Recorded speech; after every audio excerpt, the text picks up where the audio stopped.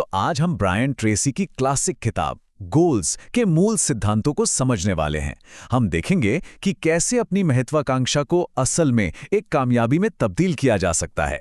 तो चलिए इसकी शुरुआत एक ऐसी कहानी से करते हैं जो दिखाती है कि कैसे एक छोटा सा काम भी किसी की पूरी जिंदगी पलट सकता है। एक ऐसे नौजवान के बारे में सोचिए जो पूरी तरह से कंगाल है, दिन भर मजदूरी करता है और कभी-कभी तो अपनी ही गाड़ी में सो जाता है। यही कहानी है ब्रायन ट्रेसी की, जहां से उनका सफर शुरू हुआ था, बिल्कुल जीरो से। तो उन्होंने एक ऐसा लक्ष्य लिखा जिसे हासिल कैसे करना है इसका उन्हें कोई अंदाजा नहीं था, लेकिन यकीन मानिए सिर्फ 30 दिनों के अंदर उनकी जिंदगी पूरी तरह से बदल गई और वो कामयाबी की राह पर चल पड़े। तो सवाल ये है कि आखिर हुआ क्या? क्या ये कोई जादू था? नहीं, बिल्कुल नहीं। ये हमारे दिमाग के अंदर छुपी हुई एक जबरदस्त ताकत को जगाने के बारे में है, एक ऐसी शक्ति जो हम सब में मौजूद है। ये इंसानी इतिहास की सबसे पुरानी और सबसे मजबूत खोजों में से एक है। मतलब हम वही बन जाते हैं जिसके बारे में हम ज्यादातर वक्त सोचते रहते हैं। हमारे विचार ही हमारी हकीकत को शक्ल देते हैं। तो यहाँ सारा खेल सोच के फोकस का है। जो कामयाब लोग होते हैं वो हमेशा अपने लक्ष्यों पर ध्यान लगाते हैं कि उन्हें क्या चाहिए, जबकि जो नाकामयाब लोग हैं वो अपनी परेशानी और मुश्किलों में ही उलझे रहते हैं। और ये बात बहुत ही शानदार तरीके से समझाती है कि हमारा दिमाग कैसे काम करता है। बिल्कुल एक ऑटोमैटिक, लक्ष्य को ढूंढने वाली मशीन की तरह। एक बार जब कोई साफ साफ लक्ष्य तय हो जाता है तो दिमाग उसे हासिल करने के लिए दिन रात काम में जुट जाता है। अच्छा, अगर ये मैकेनिज्म इतना ऑटोमैटिक है तो फिर इतने कम लोगों के पास ही साफ और लिखे हुए लक्ष्य क्यों होते हैं? चलिए उन आम दिमागी उलझनों को देखते हैं जो हमें रोकती हैं। अब ये जो हार्वर्ड की स्टडी है ये कुछ बहुत ही दिलचस्प बात बताती है। यहाँ देखिए कि सिर्फ अपने लक्ष्यों को कागज पर लिखने भर से कमाई में कितना जबरदस्त फर्क आ सकता है ना? कमाल की बात।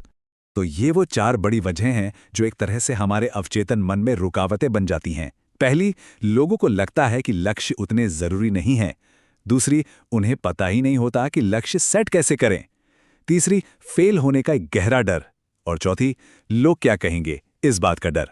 लेकिन अच्छी बात यह है कि इन्हें पहचानना ही इनसे पार पाने का पहला कदम है। ये जो पहले 6 कदम हैं, इनका मकसद है पूरी तरह से क्लैरिटी लाना और आगे के सफर के लिए मोटिवेशन की आग जलाना। सबसे पहले तय करें कि असल में चाहिए क्या, फिर ये विश्वास करें कि इसे हासिल किया जा सकता है। तीसरा, इसे लिखें, क्योंकि बिना लिखा लक्ष्य तो बस एक ख्वाहिश है। फिर पता करें कि शुरुआत कहाँ से करनी है। पांचवा, वो सारे कारण लिखें कि ये लक्ष्य क्यों हासिल करना है। और छठा, एक पक्की डेडलाइन तय करें। अब अगले 6 कदम स्ट्रैटेजी, प्लानिंग और उस माइंडसेट पर फोकस करते हैं जो लक्ष्य को पूरा करने के लिए जरूरी है। 7वां, रास्ते में आने वाली सभी रुकावटों को पहचानें। 8वां, पता करें कि क्या नया ज्ञान और स्किल्स चाहिए होंगे। 9वां, उन लोगों को पहचानें जिनकी मदद की जरूरत पड़ेगी।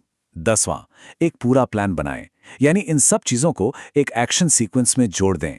11वां, अपने लक्ष्य की ऐसे कल्पना करें जैसे वो पूरा हो चुका है।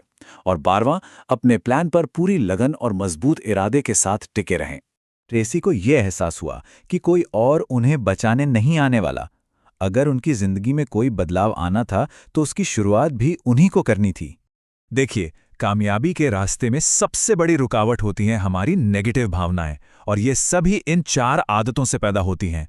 बहाने बनाना, अपने गलत काम को सही ठहराना, लोग क्या सोचेंगे इसकी बहुत ज्यादा परवाह करना, और अपनी मुश्किलों के लिए किसी और को जिम्मेदार ठहराना।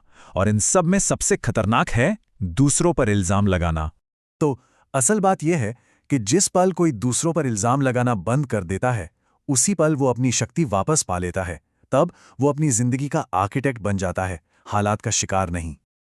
और अंत में जो एक क्वालिटी कामयाबी की गारंटी देती है वो है कभी हार ना मानने का जज्बा, हर मुश्किल, हर नाकामी के बावजूद लगे रहने की हिम्मत। यही वो चीज है जो अंत में जीत दिलाती है।